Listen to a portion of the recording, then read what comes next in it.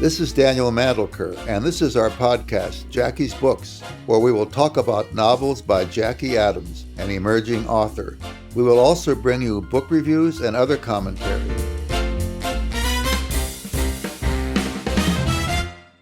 This is Daniel Mandelker for Jackie's Books. We are pleased to announce that Jackie's new novel, A Cozy Holiday Romance, is published and is on the website with a preview. This is a wonderful holiday story that goes from Halloween to the new year. What happens when you take a single mother and mix an old romance that had gone wrong with a new romance that is going right? Here it is. Destin has a 4-year-old son named Colin, who has been growing up without knowing his dad. Destin never told Colin's dad about Colin's birth. What happens when his dad gets out of prison? Will he find out that he has a son he never knew about? Will this destroy the new life Destin has managed with a chance of happiness? What happens if their two worlds collide? Well, autumn is coming, and here are some books for autumn reading. Given Our History by Kristyn J. Miller. This cozy and sweet fall-set romance is about a driven assistant professor of history who finds out that the boy she fell for during their years together at sleepaway camp and had a falling out with a decade ago is now a visiting scholar at the liberal arts college she works at during the fall semester and who she will have to work closely with.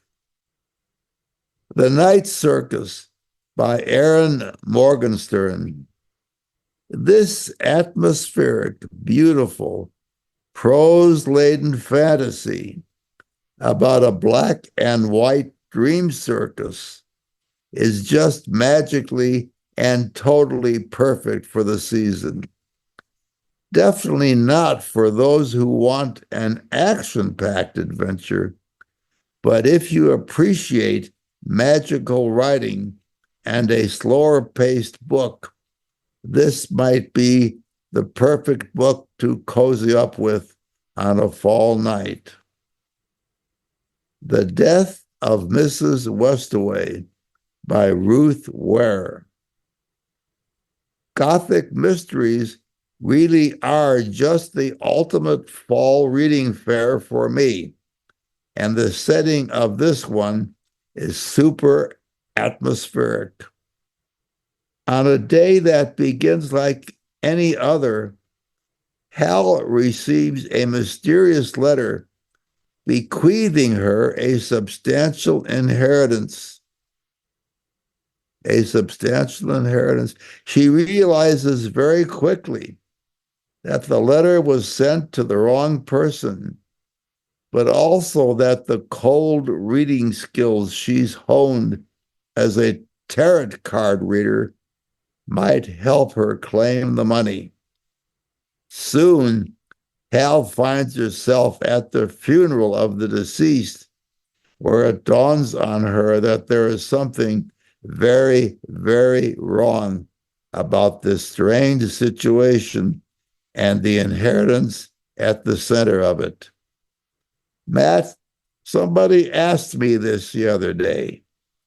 What is the standard loudness unit for music and audio production? That's a good question, Daniel. So the term is basically LUFS. It's an acronym that stands for Loudness Units Full Scale. Sounds like garbage, or maybe it's confusing to hear, but essentially it's a meter that we can use to analyze the volume of audio. And what's neat about this particular format is it takes into account your hearing as a human being. So whenever you have a conversation with another individual, your ears are basically evolved over time to really want to hear other human beings. And that's basically in the mid-range of the frequencies where we normally talk. So this meter reads the volume level of the material, and I can take a recording of a podcast, for example, and I can play it, listen to the meter, and basically see how loud it's going to be. And then I can make sure every episode has the same volume level. That way, whenever you play an episode from a show, you're not constantly turning the volume up and down. It's kind of at a predictable, normal volume level. Does that make sense? Yes, it makes sense, and that's very helpful. All right. Anything else for us, or are you going to wrap things up? I'm going to wrap things up, and we hope you have some good autumn reading.